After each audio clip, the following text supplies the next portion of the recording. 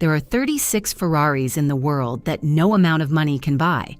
Not because their owners won't sell, but because the moment they were built, they became something beyond a car. They became history.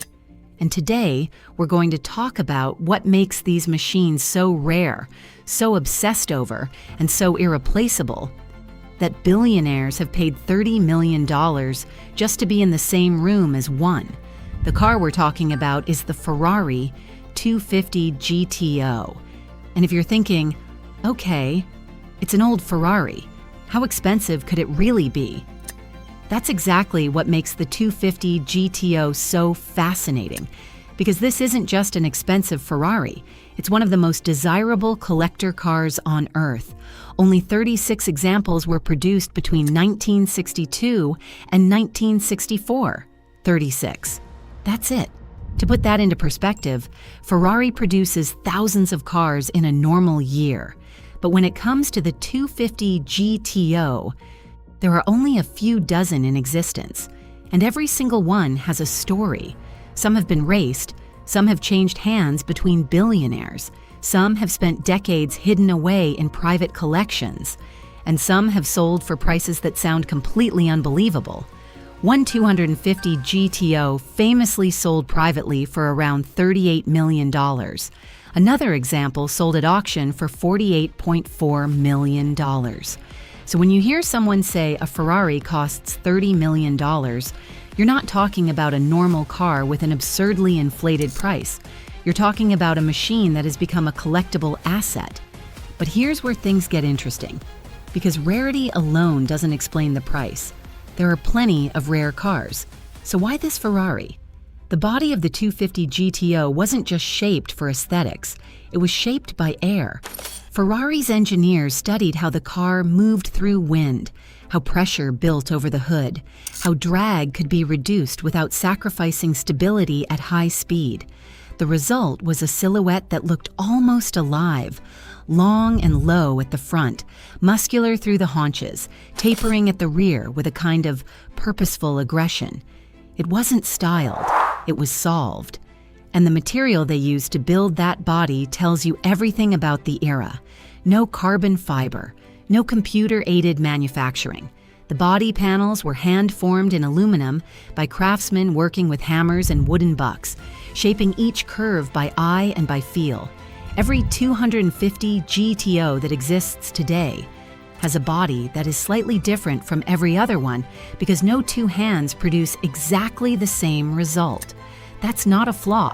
That's what makes each car irreplaceable in a way that modern manufacturing simply cannot replicate. Then there's the sound. The 3-liter V12 at full throttle is something that stays with you. Not loud in a crude, aggressive way, but layered, almost orchestral. A high, spinning wail that climbs through the revs and doesn't stop until the driver shifts. People who have heard it in person describe it as one of the most visceral sounds in automotive history.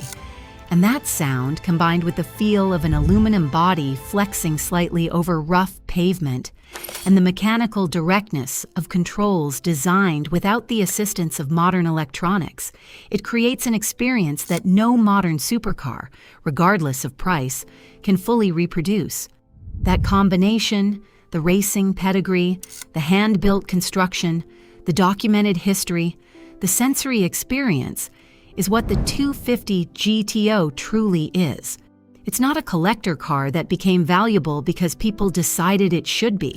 It became valuable because it is genuinely, irreversibly special, and the world only made 36 of them. But understanding why the 250 GTO is special is only half the story. The other half is understanding who actually owns these cars and what owning one really means. The people who hold 250 GTOs today are not car enthusiasts in the conventional sense. They are not collectors who buy something because they like the color or because it matches something else in the garage. The individuals who pursue these cars are operating at a level where $40 million is a considered investment, not an impulse. And many of them have spent years, sometimes decades, waiting for the right example to become available. because the 250 GTO rarely comes to market. When one does surface, the conversation happens quietly, privately, between people who already know each other. There are no classified listings. There is no open bidding in the traditional sense. There are phone calls. There are intermediaries. And there is an understanding that whoever acquires it is not just buying a car. They are accepting custody of something that belongs, in a sense, to history. That sense of custodianship is something you hear again and again from people who move in these circles. The car doesn't belong to you the way your phone belongs to you. You are responsible for it. You are expected to maintain it, to preserve its originality, to keep its documentation intact. Because the paper trail that follows a 250 GTO, the race records, the ownership history, the build sheet, the photographs, is almost as valuable as the car itself. A 250 GEO with incomplete or questionable provenance is a fundamentally different object from one whose history can be traced, unbroken, back to the factory floor in Maranello. Collectors understand this, and they pay accordingly. What makes all of this even more remarkable is that Ferrari never intended the 250 GTO to become what it became. It was built to win races.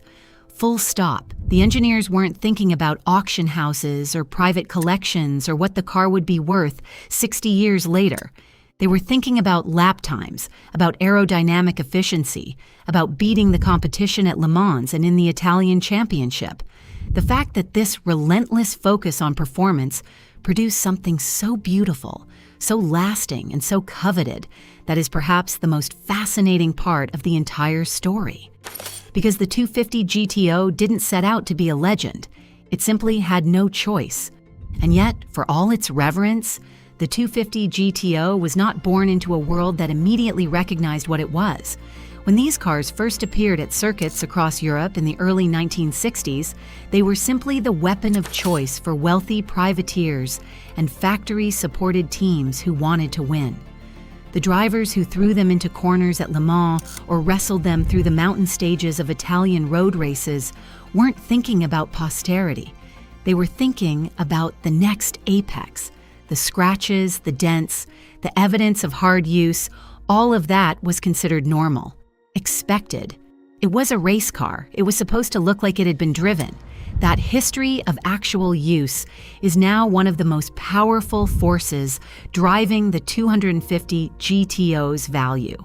Because unlike so many modern collectibles that are bought, wrapped, and stored in climate-controlled vaults without ever turning a wheel, the 250 GTO has lived, and the ones that can prove it, with logbooks, period photographs, race entry records, carry a kind of authenticity that the market rewards with extraordinary premiums.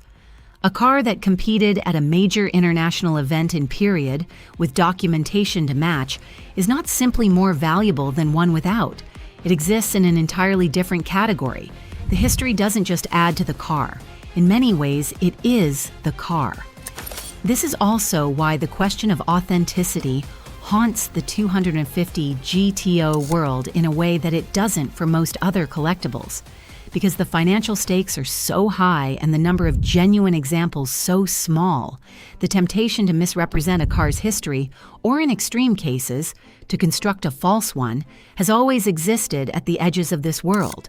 Ferrari themselves have addressed this by maintaining meticulous factory records and, in some cases, issuing official certification for individual cars. That certification carries weight. It is the difference between a car that sells and a car that doesn't, between a transaction completed in confidence and one that falls apart under scrutiny. Which brings us to what may be the most quietly extraordinary thing about the 250 GTO. In a world where almost everything of value can eventually be reproduced, improved upon, or replaced, this car cannot. The factories that built it are gone. The craftsmen who shaped its body panels by hand are gone. The specific intersection of engineering philosophy, material constraints, and competitive urgency that produced it will never exist again. What remains are 36 cars, and time is not making that number larger. For the people who study this world closely, that finality is not a grim thought. It is, in a strange way, part of the appeal. There is something deeply human about placing enormous value on things that cannot be repeated. A painting by a master who died centuries ago, a first pressing of a record that defined an era, a race car built in a 2-year window by a company fighting for survival in international motorsport, using methods that the industry would abandon within a generation. The 250 GTO sits in that company, not because anyone decided it should, but because the conditions that created it were singular, and everyone who has spent time with one understands that intuitively. What you are left with, when you step back and look at the full picture, is something that defies the usual logic of value. The 250 GEO is not the fastest car ever built. It is not the most technologically advanced. It is not even the most beautiful, if beauty is purely subjective. But it is the most complete, in the sense that every element of it, from the hand-formed aluminum skin to the race-proven engine to the documented history that follows it like a shadow, points back to the same essential truth. This was a machine built without compromise, by people who had no interest in anything except winning. And that purity, preserved across 6 decades, is what collectors are really paying for when they write a check for $40 million. Because what they are acquiring is not transportation. It is not even really a car, in the way most people use that word. It is a physical record of a moment in history when craft, competition, and obsession converged and produced something the world has never quite managed to replicate. 36 times, and not once more. So what happens to these cars next? That is a question the collector world thinks about more than most people realize. Each time a 250 GTO changes hands, the transaction is watched closely, not just for the price, but for what it signals about where these machines are headed. Are they moving into institutional collections, where they will be preserved but rarely seen? Are they staying with private owners who still drive them on closed circuits a few times a year? The answers matter because the 250 GTO is not a static object.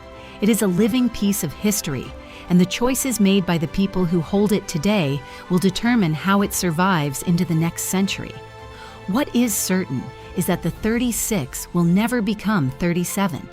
And in a world that manufactures scarcity as a marketing strategy, there is something almost disarming about a scarcity that is simply irreversibly real. The 250 GTO doesn't need a campaign. It doesn't need a limited edition announcement or a waiting list curated for exclusivity. Its rarity is not a story told in a brochure. It is a fact embedded in the historical record, fixed the moment the last car left the factory floor in 1964. And that is perhaps the final, most honest thing you can say about it. There are 36. There have always been 36. And somewhere in a private garage, behind a door most people will never see opened, one of them is waiting, engine cold, body still, every curve exactly as it was shaped by the hands that built it, carrying 60 years of history in silence, and worth every dollar of the price the world has placed on it. The world's most expensive collectibles have one thing in common. Their value isn't determined by what they cost to make.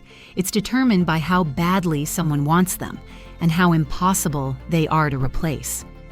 A $30 million Ferrari might look ridiculous to someone who sees it as nothing more than transportation. But to a collector, it's not transportation. It's history. It's status. It's rarity. It's a piece of an era that can never come back.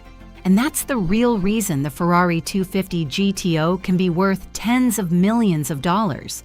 Because you can build another fast car, you can build another beautiful car, you can even build another Ferrari, but you can never build another original 250 GTO from 1962. And when something becomes truly irreplaceable, there's almost no ceiling on what someone might be willing to pay. Subscribe for more stories about the world's most expensive cars, luxury purchases, and unbelievable billionaire obsession.